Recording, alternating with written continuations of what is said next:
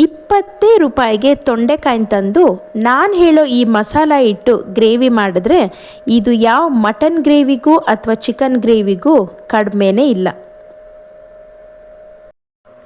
ಇಷ್ಟು ಬೋರಿಂಗ್ ಆಗಿರೋ ತೊಂಡೆಕಾಯಲ್ಲಿ ಇಷ್ಟು ಚೆನ್ನಾಗಿರೋ ಗ್ರೇವಿ ಮಾಡ್ಬೋದು ಅಂತ ನನಗೂ ಫಸ್ಟ್ ಟೈಮ್ ಮಾಡಿದಾಗಲೇ ಗೊತ್ತಾಗಿದ್ದು.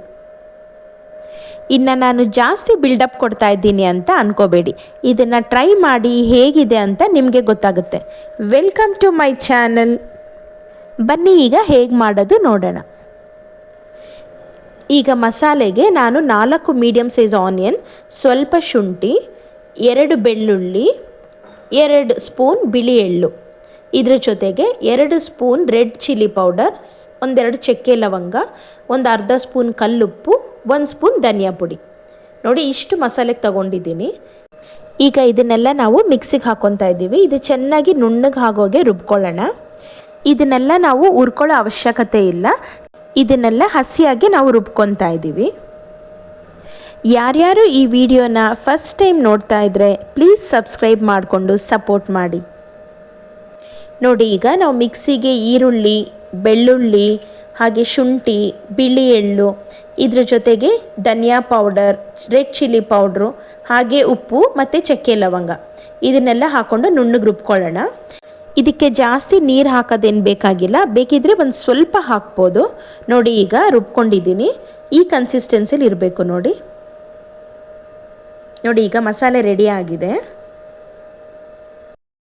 ಇಲ್ಲಿ ನಾವು ಅರ್ಧ kg ತೊಂಡೆಕಾಯಿನ ತಗೊಂಡಿದ್ದೀವಿ. ಈ ಅರ್ಧ kg ತೊಂಡೆಕಾಯಿಗೆ ನಾವು ಇವಾಗ ರುಬ್ಕೊಂಡಿರೋ ಮಸಾಲೆಗೆ ಸರಿ ಹೋಗುತ್ತೆ. ಈಗ ಈ ಒಂದೊಂದೇ ತೊಂಡೆಕಾಯಿನ ನೋಡಿ ನಾನು ಇವಾಗ ಕಟ್ ಮಾಡ್ತಾ ಇದ್ದೀನಲ್ಲ, ಈ ಥರ ಒಂದು ಎತ್ಕೊಂಡು ಈ ಥರ 4 ಪೀಸ್ ಆಗೋ ಹಾಗೆ ಕಟ್ ಮಾಡ್ಕೋಬೇಕು. ನೋಡಿ ಈ ಥರ 4 ಪೀಸ್ ಆಗೋ ರೀತಿ, ಅಂದರೆ ಫುಲ್ಲಾಗಿ ಕಟ್ ಮಾಡಬಾರ್ದು, ಒಂದು 80% ಅಷ್ಟು ಕಟ್ ಮಾಡಿ ಹಾಗೆ ಬಿಡಬೇಕು. ಸೊ ದಟ್ ಆ ಮಸಾಲೆನ ನಾವು ಅದರೊಳಗಡೆ ಫಿಲ್ ಮಾಡೋಕ್ಕೆ ಸರಿ ಹೋಗುತ್ತೆ. ನೋಡಿ ಎಲ್ಲ ತೊಂಡೆಕಾಯಿಗಳನ್ನ ಈ ಥರ ಕಟ್ ಮಾಡಿ ರೆಡಿಯಾಗಿ ಫಸ್ಟ್ ಇಟ್ಕೊಳ್ಳಿ.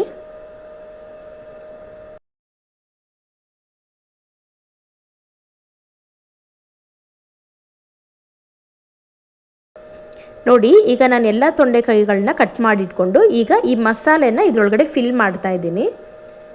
ನೋಡಿ ಒಂದೊಂದಾಗಿ ನಿಧಾನವಾಗಿ ಈ ಥರ ಓಪನ್ ಮಾಡಿ ಆ ಮಸಾಲೆನ ಈ ಥರ ಫಿಲ್ ಮಾಡಬೇಕು.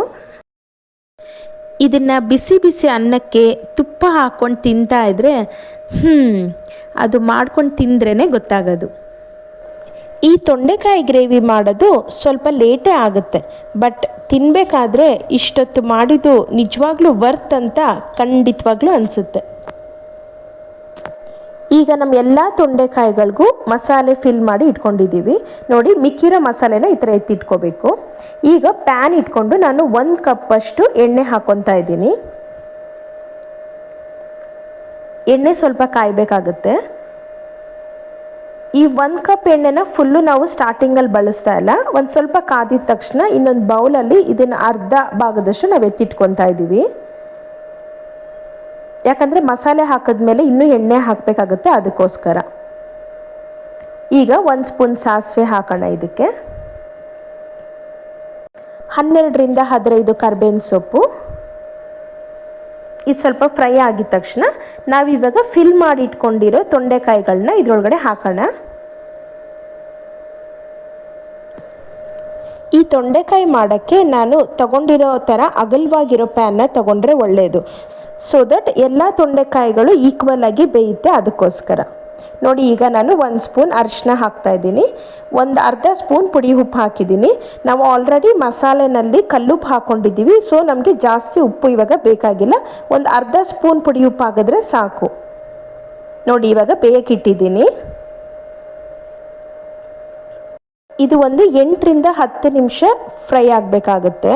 ಇದನ್ನು ಹೀಗೆ ನೋಡಿ ಮುಚ್ಚಿಟ್ಬಿಡಿ. ಈಗ ಒಂದು 10 ಮಿನಿಟ್ಸ್ ಆಗಿದೆ. ಈಗ ಜಸ್ಟ್ ಈ ಥರ ಸೌಟಲ್ಲಿ ತಿರುಗಿಸ್ಕೊತಾ ಇರಿ, ಯಾಕಂದರೆ ಬರೀ ಇದು ಎಣ್ಣೆ ಇರೋದ್ರಿಂದ ಸೀದೋಗುತ್ತೆ, ಅದಕ್ಕೋಸ್ಕರ.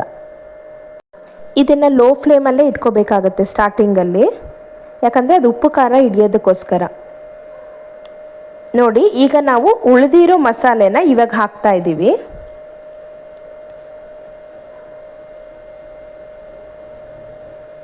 ಫಸ್ಟ್ ನಾವು ಫಿಲ್ ಮಾಡಿರೋ ಮಸಾಲೆ ತೊಂಡೆಕಾಯಿಗೆ ಸ್ವಲ್ಪ ಉಪ್ಪು ಖಾರ ಹಿಡಿಯುತ್ತೆ ಅಂದ್ಬಿಟ್ಟು ಆ ಥರ ನಾವು ಫಿಲ್ ಮಾಡ್ತಾ ಇದ್ದೀವಿ.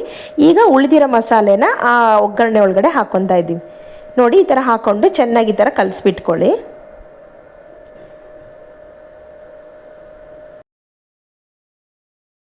ಇದನ್ನು ಲೋ ಫ್ಲೇಮಲ್ಲಿ ಹಾಗೆ ಒಂದು 5 ಮಿನಿಟ್ಸ್ ಬಿಟ್ಬಿಡಿ.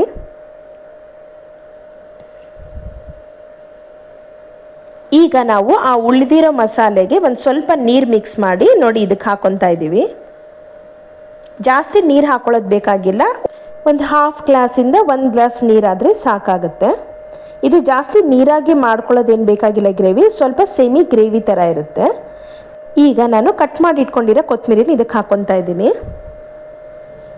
ನೋಡಿ ನಾನು ಫಸ್ಟಲ್ಲಿ ಎತ್ತಿಟ್ಕೊಂಡಿರೋ ಎಣ್ಣೆನ ನಾನು ಇವಾಗ ಹಾಕ್ತಾ ಇದ್ದೀನಿ. ಮಸಾಲೆ ಹಾಕಿದ್ಮೇಲೆ ಇದು ತಿಕ್ಕಾಗುತ್ತೆ, ಅದಕ್ಕೋಸ್ಕರ ಎಣ್ಣೆ ನಾನು ಇವಾಗ ಹಾಕಿದ್ದೀನಿ. ಈ ಮಸಾಲೆ ಹಾಕಿದ್ಮೇಲೆ ಒಂದು 20 ಮಿನಿಟ್ಸ್ ಲೋ ಫ್ಲೇಮಲ್ಲಿ ಬೇಯಬೇಕಾಗುತ್ತೆ ತೊಂಡೆಕಾಯಿ.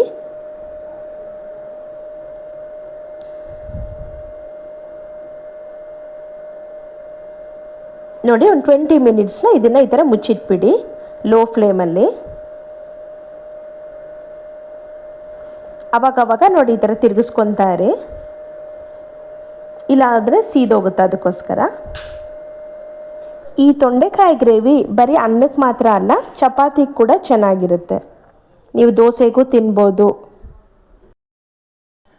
ಈಗ ಮಸಾಲೆ ಹಾಕಿದ್ಮೇಲೆ ಒಂದು 20 ಮಿನಿಟ್ಸ್ ಬೆಂದಿದೆ. ಇದಾದಮೇಲೆ ನಾನು ಲಾಸ್ಟಲ್ಲಿ ಹುಣಸೆಹಣ್ಣು ಹುಳಿ ಹಾಕ್ತಾಯಿದ್ದೀನಿ. ಒಂದು ನಿಂಬೆಹಣ್ಣು ಗಾತ್ರದಷ್ಟು, ಅಂದರೆ ಒಂದು ಲೆಮನ್ ಸೈಜಷ್ಟು ಹುಣಸೆಹಣ್ಣು ಹಾಕ್ಕೋಬೇಕಾಗತ್ತೆ. ಇದು ಒಂದು ಮೇನ್ ಇಂಗ್ರೀಡಿಯೆಂಟ್ ಅಂತಲೇ ಹೇಳ್ಬೋದು. ಇದು ಖಾರವಾಗಿ ಹುಳಿಯಾಗಿ ಸಖತ್ತಾಗಿರುತ್ತೆ ಟೇಸ್ಟ್ ಮಾತ್ರ. ನೋಡಿ ಈಗ ಆಲ್ಮೋಸ್ಟ್ ನಮ್ಮ ತೊಂಡೆಕಾಯಿ ಗ್ರೇವಿ ರೆಡಿ ಆಗ್ತಾ ಇದೆ. ಈ ಹುಣಸೆಹಣ್ಣು ಹುಳಿ ಹಾಕಿದ್ಮೇಲೆ ಒಂದು 8 to 10 ಮಿನಿಟ್ಸು ಲೋ ಫ್ಲೇಮಲ್ಲಿ ಹಾಗೆ ಬಿಡಿ.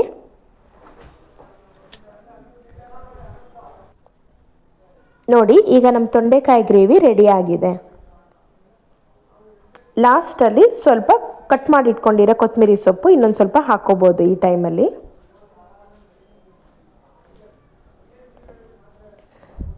ನೋಡಿ ಎಷ್ಟು ಚೆನ್ನಾಗಿ ಕಾಣಿಸ್ತಾ ಇದೆ ಅಲ್ವಾ? ನಮ್ಮ ತೊಂಡೆಕಾಯಿ ಗ್ರೇವಿ ರೆಡಿ. ಇದನ್ನು ನೀವು ಯಾವುದಾದ್ರೂ ಊರುಗಳಿಗೆ ಹೋಗಬೇಕಾದ್ರೆ ಈ ಗ್ರೇವಿನ ಮಾಡಿಕೊಂಡು ಹೋಗ್ಬೋದು. ಯಾಕಂದರೆ ಇದಕ್ಕೆ ಸ್ವಲ್ಪನೇ ನೀರು ಹಾಕಿರೋದ್ರಿಂದ ಎಣ್ಣೆನಲ್ಲೇ ತುಂಬ ಹೊತ್ತು ಫ್ರೈ ಆಗಿರೋದ್ರಿಂದ ಒಂದು ಸುಮಾರು 7ರಿಂದ 8 ಅವರು ಆಚೆನೇ ಇಟ್ಕೊಂಡು ತಿನ್ಬೋದು. ಈ ರೆಸಿಪಿ ನಿಮ್ಗೆ ಇಷ್ಟ ಆಗಿದ್ರೆ ಪ್ಲೀಸ್ ಬೇರೆಯವ್ರಿಗೂ ಶೇರ್ ಮಾಡಿ, ಲೈಕ್ ಮಾಡಿ. Thanks for watching. ಸರ್ವೇ ಜನ ಸುಖಿನೋ ಭವಂತು.